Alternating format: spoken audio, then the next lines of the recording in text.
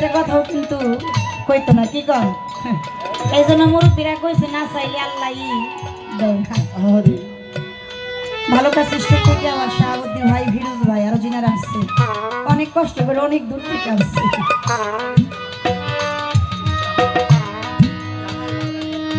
জামাই ভান্ডারী আরো যিনারা আসছেন সবার প্রতি সালাম শ্রদ্ধা নিবেদন করি। তো যে কথা বলছে আর যে আলোচনা করছে শেষে কিন্তু একটা কথা কইছে, এটা কিন্তু সত্য কথা। গুরু শিষ্য পালা দিলে গুরুরে যত পারো প্রশ্ন করবা, প্রশ্ন না করলে তার সব রূপ দেখা যাবে। এটা আসলে সত্য। বাবুর্চি যদি ভালো থাকে, রান্না যদি ভালো হয়, পেট ভরে গেলেও কিন্তু একটা মনে আরো আশা থাকে আমি যদি আরো খাইতে পারতাম। হ্যাঁ, আর যদি রান্না ভালো না হয় পেটে ক্ষুধা থাকতেও খাইতে মন চায়। তো সেই আলোচনা যেই কথা বলতেছিল এরকম যদি আরো বলতো আরো ভালো লাগতো। তো যাক, যে জায়গায় কথা বলছে, যে জায়গায় আলোচনা ছিল সে জায়গায় আলোচনা করে কথা বলে কিছু আলোচনা করেছে। আমি চেষ্টা করব আবারও আগের বড় মতো সে জায়গা থেকে কিছু কথা কিছু আলোচনা আমি করার জন্য। ভোগাল ডাকের মতো সাউন্ডটা করে দেন। তো আমি এই পর্যায়ে দাঁড়িয়ে আগে কথায় পড়ে যাই, আগে সাধকের একটা গান করি। একটা কথা বলছে, কিছু আলোচনা করছে, বায়াত দিয়ে কিছু কথা ছিল সে জায়গা থেকে আলোচনা করছে। সবারই যদি মুর্শিদ লাগে তোমার লাগবো না, কারণ কি? আমি শিষ্য পালা গাইতেছি, আমার মতো কিছু কিছু এই জায়গায় লোক আছে, তাদেরও কথা আমার বলতে হয়। আমাকে মাধ্যম দিয়া কথা আলোচনা, কারণ আমাদের বর্তমান সমাজের যে অবস্থা শুরু হয়েছে, এই জন্য কথাগুলো বলছিলাম। কোরআনের মধ্যে যদি থাকে তাহলে যে সমস্ত লোকেরা এই সমস্ত কথা বলে তারা কি কোরআন পড়ে না? তারা কি দুই দিয়ে দেয় না? এই জন্য কথাগুলো আলোচনা ছিল। তো এই জায়গা থেকে কালেমা নিয়ে কিছু বিষয় আসছে, কথা বলছে। আমি রশিদ সরকারের একটা গান এই জায়গায় রাখি, তারপরে কিছু কথা আলোচনা করব।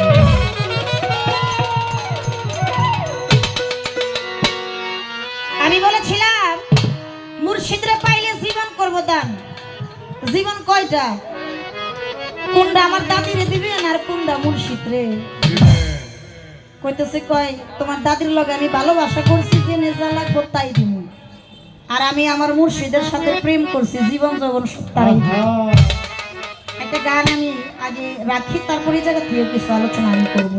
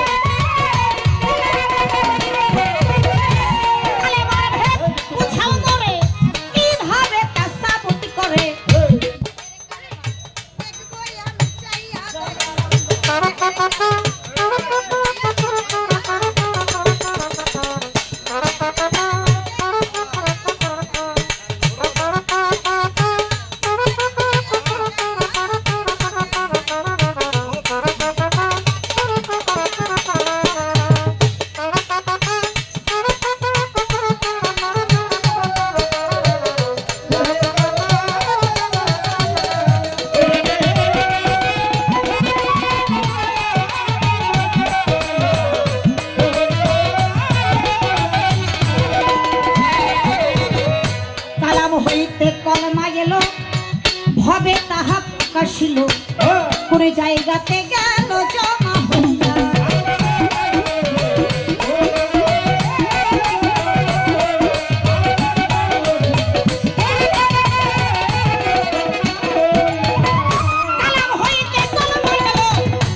ভবে তাহা প্রকাশিল, কোন জায়গাতে গেল জমা হইয়া।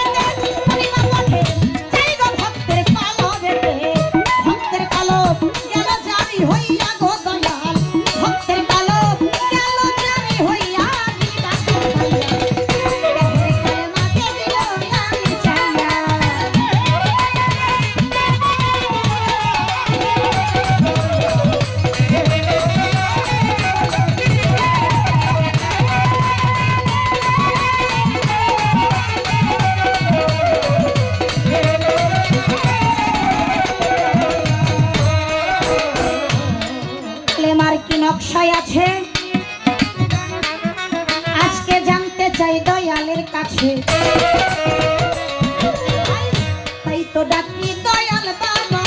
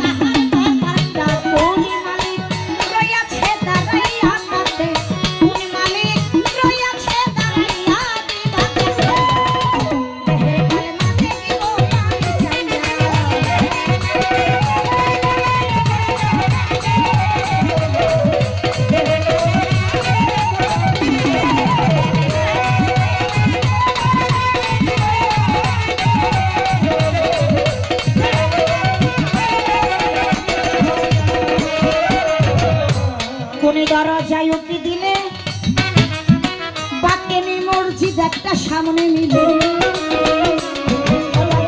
কোন নামাজ হয় দরজা খুলিয়া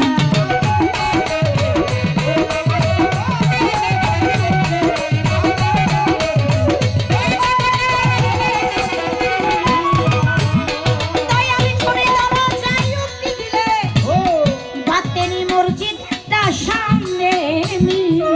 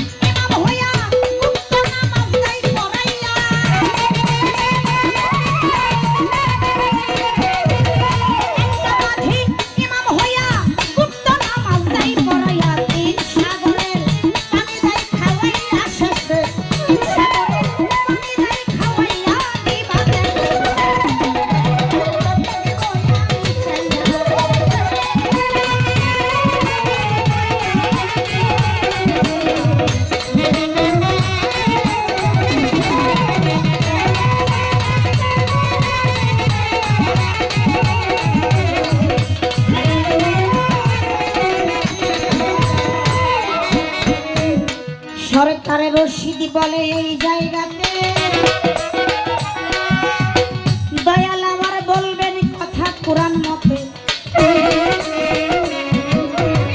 তাই তো ডাকি দয়াল বাবা কইয়া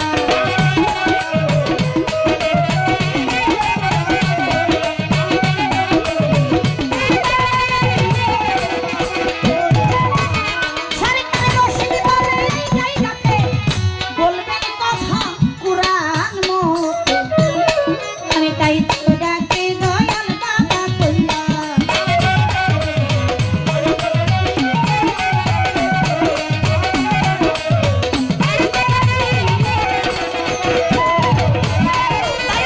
সত্য জবাব দিতে হবে অন্তর হইতে ভক্তি পাবে সত্য জবাব দিতে হবে অন্তর হইতে ভক্তি পাবে বলে থাকবো না তোমার ফাটা পাই তেল দিয়া আমি থাকবো না তোমার ফাটা পাই তেল দিয়া আমি মাঝে কি ওরে আমি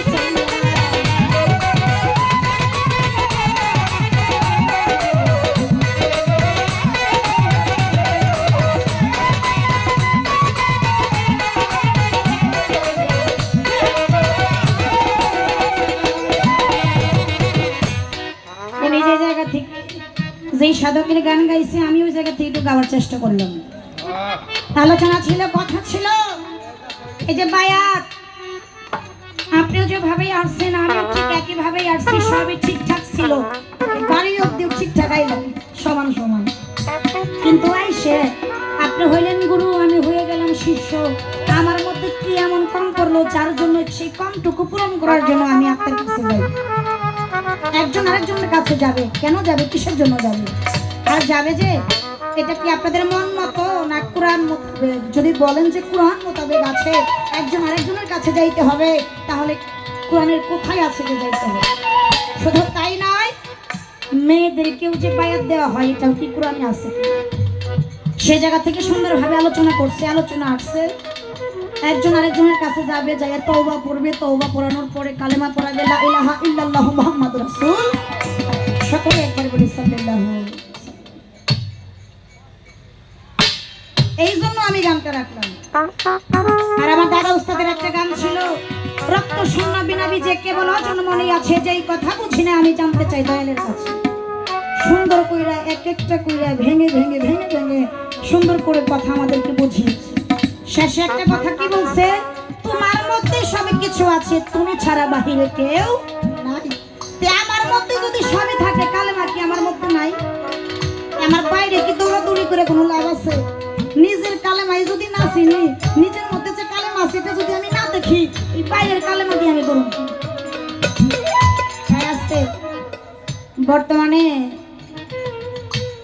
আল্লাহর রাস্তে আমার মাফ করে দিয়েন, বর্তমানে কিছু ভিক্ষুক বাইরে হয়েছে, বাড়ি বাড়ি ভিক্ষা করতে যায়, তাই না? লাড়ি একটা লইয়া ওই কালেমাটা পাঠ করে কয়, আল্লাহর রাস্তে বাড়ির ভিতরে কেউ আসেনি, আল্লাহর রাস্তে আমার একটু দান করেন। দেখছেন কালেমারে কোন জায়গায় নামাইছে? হাদিসের মধ্যে আছে, কেউ যদি কালেমা হাজার হাজার বার পাঠ করে, তবু কালেমা হাজার হয়ে কাঁদতে কাঁদতে দুজকে দিতে হবে। আর কেউ যদি কালেমা জীবনে একবার পাঠ করে, এই কালেমার দোয়ার বরকতে সে জান্নাতবাসী হবে। কালেমা পড়লেও বিপদ, না পড়লেও। আর এই বিপদ থেকে উদ্ধার হওয়ার রাস্তা হলো জান্নাত। তাই যদি হয়, ও দয়াল, দেহের মধ্যে তো কালেমা আছে, এই কালেমার সিগেল স্বরূপ আসলে কি কালেমাটা পড়ার বস্তু, না কালেমার মধ্যে কিছু বিষয়বস্তু? রশিদ সরকার তার গানের মধ্যে বলছে, কালাম হইতে কলমা এলো, ভাবে তাহা প্রকাশিল, কোন জায়গাতে গেল জমা হইয়া, সেইখান হইতে কোনবা পথে যাইব ভক্তের কলবেতে, তাতে ভক্তের কলব গেল জারি হইয়া। বর্তমানে একটা গানও ভাইরাল হয়েছে, সেই গান শুনলে অসুস্থ মানুষ সুস্থ হয়ে যায়, ওষুধ পানি লাগে না। কোনটা? কলবে কলবে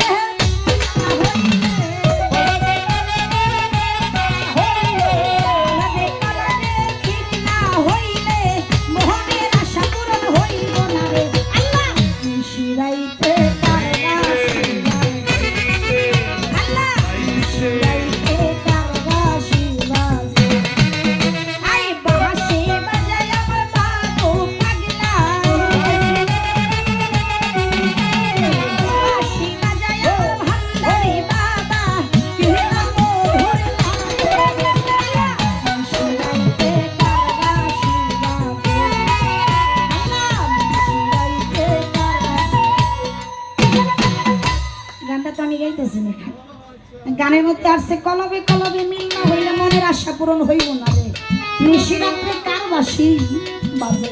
এই জন্য রশিদ সরকারও বলছে, সেইখান হইতে কোনবা পথে যাইব ভক্তের কলবেতে, তাতে ভক্তের কলব গেল যাবে।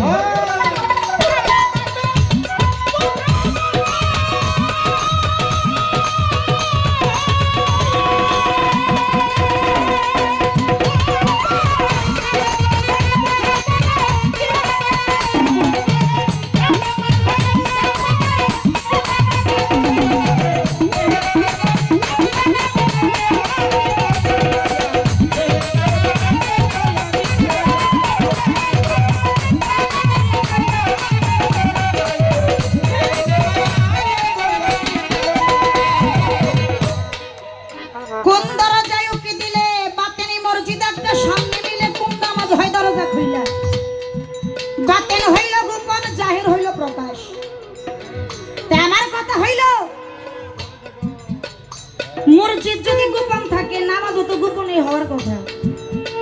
সাধক বলতেছে মসজিদটা গোপন, কিন্তু নামাজ হইতেছে দরজা খুললে। এই জায়গায় নামাজও আছে, নামাজ সব নিয়ম কানুনও আছে, কিন্তু এই নামাজে কোনো সেজদা নাই। তো আমার শুধু একটু জানার বিষয়, আমার শুধু একটু বোঝার বিষয়। ও দয়াল, যারা পাঁচখানা 5 ওয়াক্ত সালাত আদায় করে, এটার একটা সময় আছে, কি আছে না? ভান্ডারির মেয়ে আমাকে 100 টাকা দিয়ে ভালোবাসা জানিয়েছে, আমি বোনের প্রতি সালাম শ্রদ্ধা নিবেদন করি। যারা প্রকৃতপক্ষে 5 ওয়াক্ত সালাত আদায় করে, তাদের একটা সময় আছে।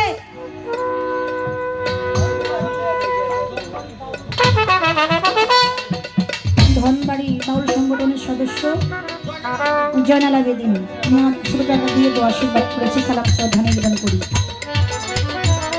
আসতে কিন্তু কবি যে গানের মধ্যে বলছে নামাজও আছে, সবই আছে, এই নামাজে কোনো সেজদা নাই। আমার শুধু একটু জানার বিষয়, এই নামাজের নামটা কি, আর এই নামাজটা কোন সময় কিভাবে আদায় করা হয়? এটা কি প্রতিদিনই হয়, না 7 দিনে একদিন হয়, না 15 দিনে একদিন, না মাসে একদিন, না বছরে একদিন? এই নামাজের হাকিকতটা বিষয় দেখি।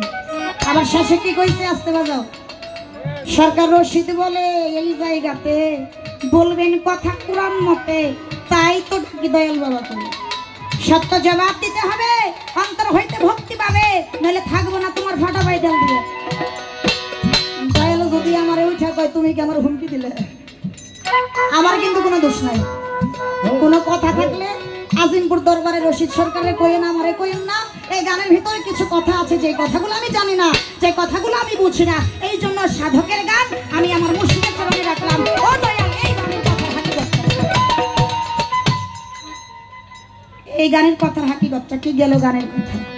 এইবার আসেন, গুরু আর ভক্ত, ভক্ত আর গুরু, মাঝখানে হয় আর এক সময়ে আর থাকে না, আর উঠিয়ে নেওয়া হয়। আর যখন উঠা যায় তখন গুরুই ভক্ত, ভক্তই গুরু, দুই আত্মা মিশায় এক আত্মা হয়ে যায়। রমেশের একটা ঘটনা কইছে না, কি বলছে না, রমেশ চন্দ্রশীল যে নাকি মারা যায়, হিন্দু ধর্মের লোক, মারা যাওয়ার পরে তার তরিকার ভাইয়েরা বলছিল হিন্দু বা মুসলিম তা জানি না, রমেশশীল হলো আমাদের তরিকার ভাই। তার ধর্মের লোকেরা বলেছিল আমরা তাকে পুড়ে দেব, আর তরিকার ভাই বলছিল জীবন দিয়ে দিব, কিন্তু তরিকার ভাইকে পুরাতে দেব। একটা বিচার হয়ে গেল, আগে তারে মাটি দিল, মাটি দেওয়ার পরে যখন তুলতে গেল, যাইয়া দেখে কবরের মধ্যে রমেশশীল নাই আছে একটা ফুটন্ত ফুল, কি দুয়ে মিশায় এক হয়ে গেছিল। তারা ভানা ভিল্লার দেশে পৌঁছাইছিল, এই জন্য ওই দিন রমেশশীলে তারা ভাই। এটারও যাওয়ার একটা কায়দা কৌশল আছে, আস্তে আস্তে আস্তে। এটা আমি জানি না, আমার মুর্শিদ জানে। কিন্তু মুর্শিদ যারা, গুরু মুর্শিদ যারা, পীর মাশায়েখ যারা, ওনারা বলে বেড়ায়, ওনাদের মুখ থেকে শুনি, ওনারা বলে যতক্ষণ পর্যন্ত তুমি তোমার মুর্শিদকে স্বামী রূপে আসনে বসাইয়া ভজন না করবা, ততক্ষণ পর্যন্ত তোমার সাধন ভজন কোনো কাজে আসবে। এবার আসেন আধ্যাত্মিকতার জগতে, কিন্তু বাহ্যিক জগতে না। আধ্যাত্মিকতার জগতে উনি আমার স্বামী, আমি হইলাম ওনার স্ত্রী। ওনার জিহ্বাটা হইল লিঙ্গ, আমার কর্মটা হইল জুনি, দুইয়ের মধ্যে হয়ে যাবে প্রেম আলিঙ্গন। এই জায়গা থেকে সন্তান জন্ম নেবে, যে সন্তানের নাম হলো জ্ঞান নামক সন্তান। এবার আস্তে আস্তে একটা সমাজের মধ্যে এই বাহ্যিক জগতে একটা ছেলে মেয়ের যখন বিয়ে হয়, কাজে এসে বিয়ে পড়ায় না, এত টাকা দেন ধার্য করিয়া নিকা সম্পূর্ণ হইল, কি করে না, গরু ছাগল সোনা দানা টাকা পয়সা কত কিছু, বাড়ি গাড়ি কত কিছু দেয়। বিয়ে হইলে শরীয়ত মোতাবেক ওই দাম্পত্যের ঘর থেকে যদি একটা সন্তান জন্ম নেয়, এই সন্তানকে সমাজের লোক ভালো বলবে না খারাপ বলবে? কথা বলেন, অবশ্যই ভালো বলবে। বেদবি মাফ করবেন, কোন মেয়ের যদি বিয়ে ছাড়া সন্তান হয়, সমাজের লোক মেনে নেবে? তারে কলঙ্কিনী বলবে, সমাজের চোখে সে কলঙ্কিনী হিসেবে পরিচিত হবে। তো দয়াল, আধ্যাত্মিকতার জগতে আপনি আমার স্বামী, আমি হয়েছি আপনার স্ত্রী, আপনার সাথে হয়ে গেছে আমার বিয়ে। বিয়ে যদি হয়েই থাকে তাহলে আমার আর আপনার বিয়ের জন্ম কি দুনিয়া কোন টাকা পয়সা সোনা দানা বাড়ি গাড়ি না, ইয়ার বিষয়বস্তুটা এই দেন মোহরের হাকিকতটা একটা কথা। আর আমার ওই যে গানের মধ্যে কিছু কথা, জীবনে একটা শিল্পী পাইছি, জীবনে একটা বয়াতি পাইলাম যে না স্টেজে দাঁড়াইয়া কয় যত পারো প্রশ্ন করবো, যত শিল্পীর সাথে গান করি খালি কয় প্রশ্ন করলো 70-80 সারা রাত আমার লাগবে, 2 দিন করলেও ঘুরাইবো না। একমাত্র ওনার মুখে শুনলাম। কেন? যে কথাগুলা বলতেছে আমি আগেই বলেছি, এই কথার ভিতর থেকে যদি 2-1টা কথা আমরা পালন করি জীবনে অনেক লাভ পাইছি। মনের মতো আজকে গুরু ছাইরা দিতে মন চায়। কথাগুলো আমি আমার দয়ালের কাছে রাখলাম। দয়ালের যে জায়গা থেকে ভালো লাগে দয়াল যেন ওই জায়গা থেকেই একটু আলোচনা করে, কেননা আমি জোর কইরা চাইরা জোরের মাধ্যমে কোনো কিছু পাওয়া যায়। একটা গান আছে না, জোর করিয়া বুঝতে গেলে তার ঘটে মাগন ঝালা,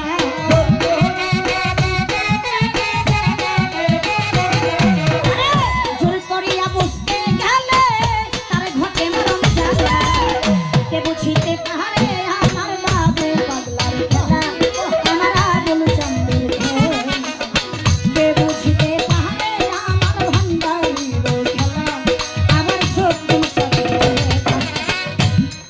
জোর করে চাই না আমি একটু প্রেমের মাধ্যমে দয়াল যেন একটু প্রেমের মাধ্যমে আমাকে দয়া করে কৃপা করে যেন আমাকে একটু দেয়। এই পর্যন্তই কথা, আমার আর কোনো কথা আলোচনা নাই।